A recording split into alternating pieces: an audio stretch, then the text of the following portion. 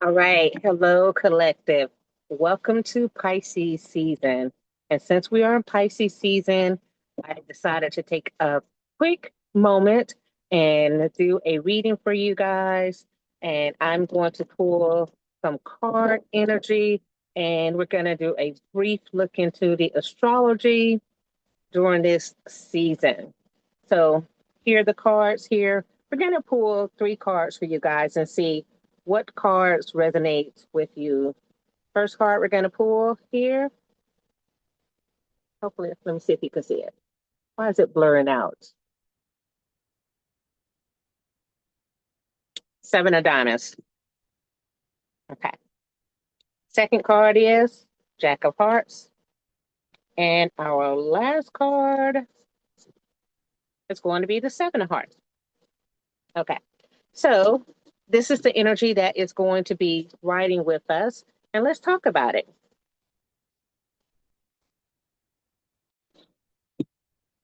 Seven of Hearts indicates that this is a season for introspection when it comes to love and matters of the heart. This is a season where you're called to be in, put yourself first when it comes to love. Do not neglect the self at this time because you might be starting a new level in a relationship. And the new level in a relationship with this Jack here sometimes means that you're with a person who presents themselves as an ideal suitor, but they might have other things that take their attention away from you. And that may or may not sit well with you. If you have other things that you're doing that balances your life, then it'll be okay that they're not able to really focus on the relationship. But if you need for someone to have time for you at this point, then this relationship may not be the ideal one for you. Okay. But if you put some energy on yourself, you could do things by yourself, right? Because seven is a number associated with a little bit of solitude that could cause you to have an enhanced relationship with the self and with your life. And then this relationship with this individual might not be as difficult for you, right? Jack is not the queen, king, nor ace. So it's a good part. This is after you met someone that you consider like your person and you like them and maybe you're going to the next level. But right now, this next level might involve some separation, them doing something for work or whatever they're doing that's not in line with what you need. Okay. Now, the seven of diamond is dealing with your mental capacity and your what you're thinking about. So you might be at a point where your mind is on all of these different ideals and none of them are thank you. Excuse me. None of them. Hold on just a moment, people.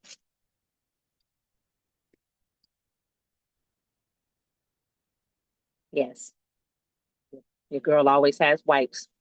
So none of those things that you are dealing with as far as in your ideal state of what you want to do, where you want to go with your intellect. There's a lot of different things there, but nothing is really giving you the hey, this is what I want, where I want to go, what I want to do. So it's still a thinking phase, and that is okay. My ideal thought for you would be write down what the thoughts are and then rank them. Put them in order of if this one is the thought valid, two is the thought something that you could actually do in your life, and so, for instance, if whether it's a job, a boyfriend, anything, whatever you're thinking about that's constantly in your head, write it down and rank it and evaluate it. Evaluate it for truthfulness and evaluate it for reality, meaning are you able to do it or carry it out? Okay. Those are that one set of cards. Next thing we're going to pull for you is the moonology. And again, the moonology is what moon energy is associated with you in this time period. And now that we see a way for these cards to, you can see me pull the card. Let's pull the card here. Okay. So this is, and it's upside down, but that's okay. This is the North Node. Step out of your comfort zone. Step out of your, and right now, the North Node is actually in Aquarius, riding along with the Sun, Venus, and Mercury for you Pisces. and it is in the eighth house of Scorpio, meaning, occult, hidden things, hidden knowledge, things that you're trying to figure out. Poison, and it's also a house of death, endings, letting go of things. That's where it started at. So you need some guidance. You need to go towards your north node, your north star, the thing that resonates with you the most. So when you're making that list of those items, make sure you rank them also according to what resonates with who you are and what is easy, meaning what can you do easily. Okay. Next, we're going to pull the numerology card and what numerology energy is with you. And I had already shuffled all of these before I started. So let's pull a numerology card. What do we get here? 96, forgiveness. You know what? This is the second time that this card has come up, or at least this energy has come up. So 96 means you need to forgive a family member, and that's important. And I even know that as a Pisces, this number resonates with me. I do forgive a family member, but I always say I can love you from a distance. Okay. Forgiveness means that sometimes you have to recognize that people are broken, and in their brokenness, those people do things that may not be good or may harm you in some way. But when you hold on to it as anger, it hurts you. It doesn't hurt them, it hurts you. So forgiveness is for you. And this is a season where you need to look at who do you need to forgive. Sometimes you need to forgive yourself. Sometimes you need to forgive yourself for allowing other people's Pisces, especially because we are in Pisces season, for allowing other people to actually walk over you, right? So be very careful. I always want to shuffle them again before I put them back in my box. Be careful with what type of access you have people, allow people to have to you. And then also make sure you forgive others because it's good for you, but forgive yourself because you are with you every day. You will be with, you're the only person that you're with from start to finish, right? So forgive yourself, and it's okay to sometimes make mistakes. Get past that. The last card we're going to give is the lesson card, and this is the energy that's flowing with you. And this is the soul's journey lesson cards. So let's see what lesson you will be learning in this Pisces season. Let's pull a card.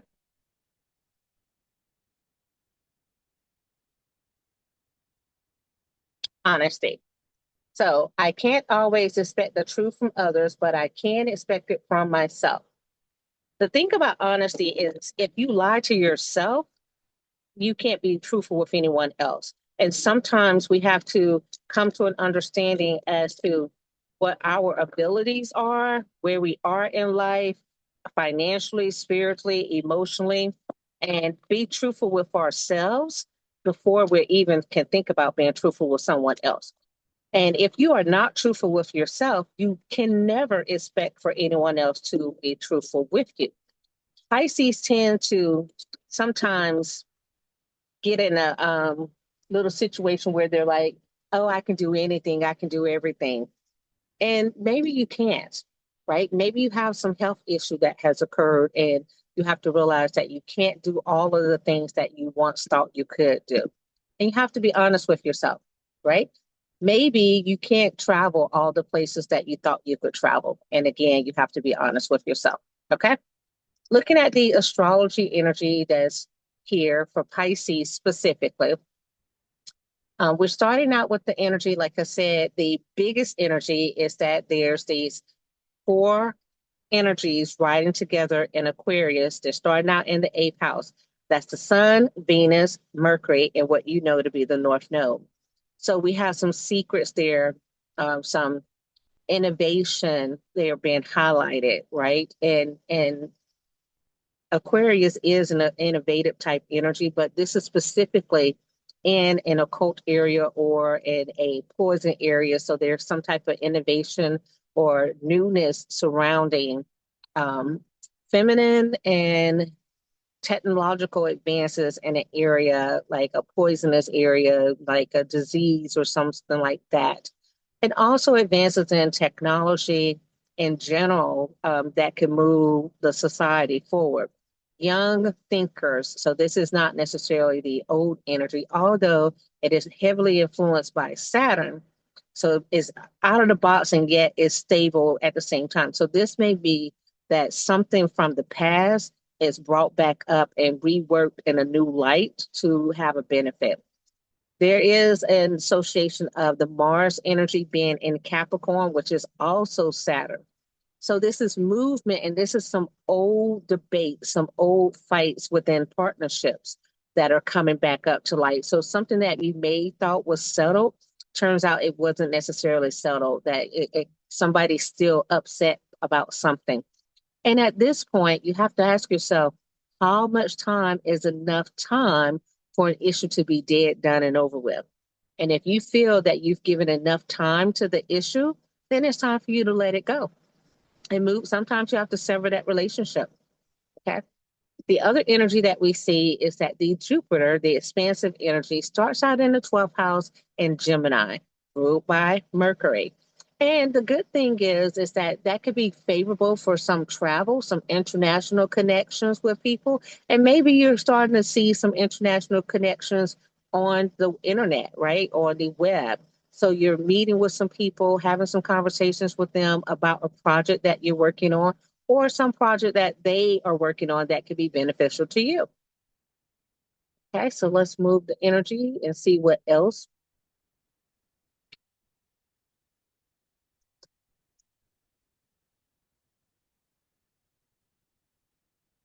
Around about the 27th, we have the Mars energy is going to join the Venus and Mercury and the North Node and Sun and the 11th, the Aquarius energy in Scorpio.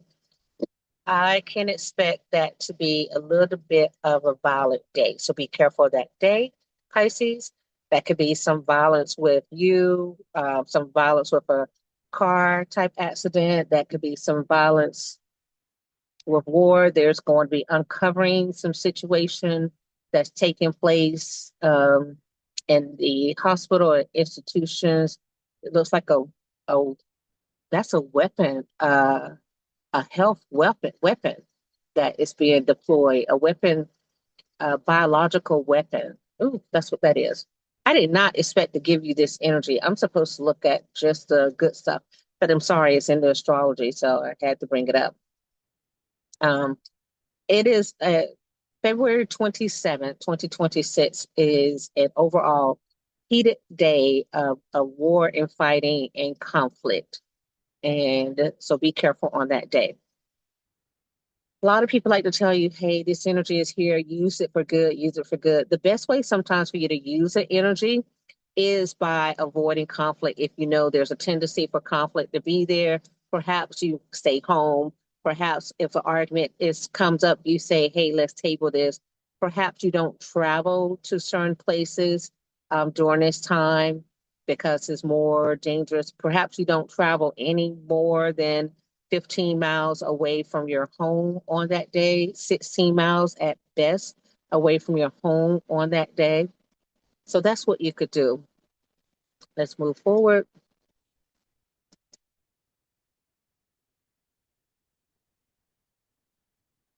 March 1st, Saturn and Venus get together in Pisces.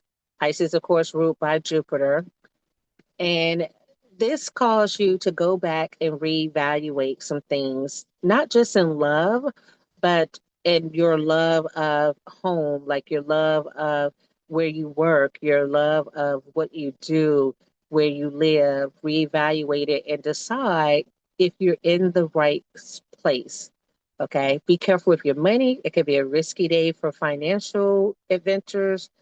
So watch your investments, check them, make sure that you're wherever you have your money, that is someplace where it can sit for a while because there could be fluctuations in money on that day. Okay, move up a little bit more.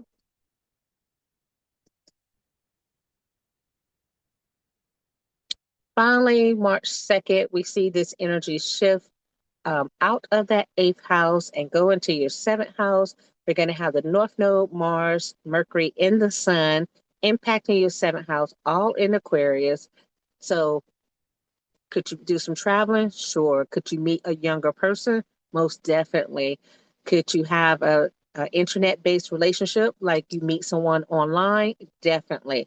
Definitely a day for that. This is also a day where the North Node and the South Node are lined up together, which says the outcast person might come into popularity on that day. So at one point, you may have known somebody and you thought they weren't the one for you. And maybe now you're like, well, instead of the bad boy, I want the nerd, and the nerd shows up, right? Or instead of the bad girl, I want the nerdy housewife, and that person shows up.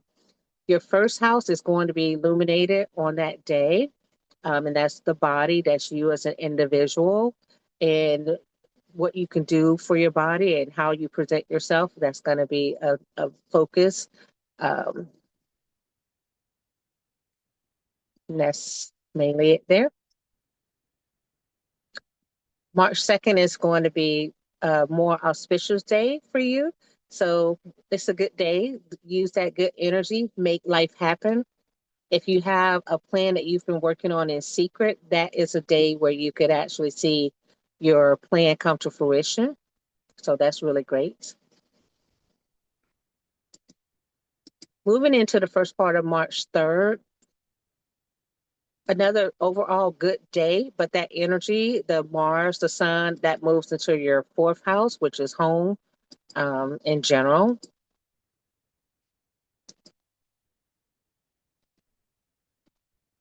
And matters of impacting your home. So there could be some movement there.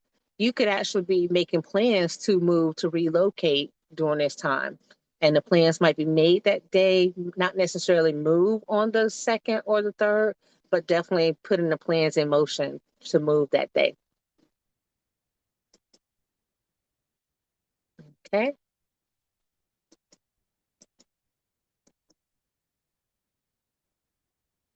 All right.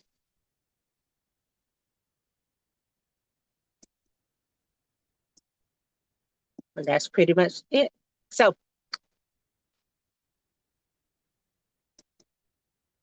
Jupiter is going to move into somewhere around the fourth house on March 14th. Be careful that day, because that could be a day where international affairs become really important.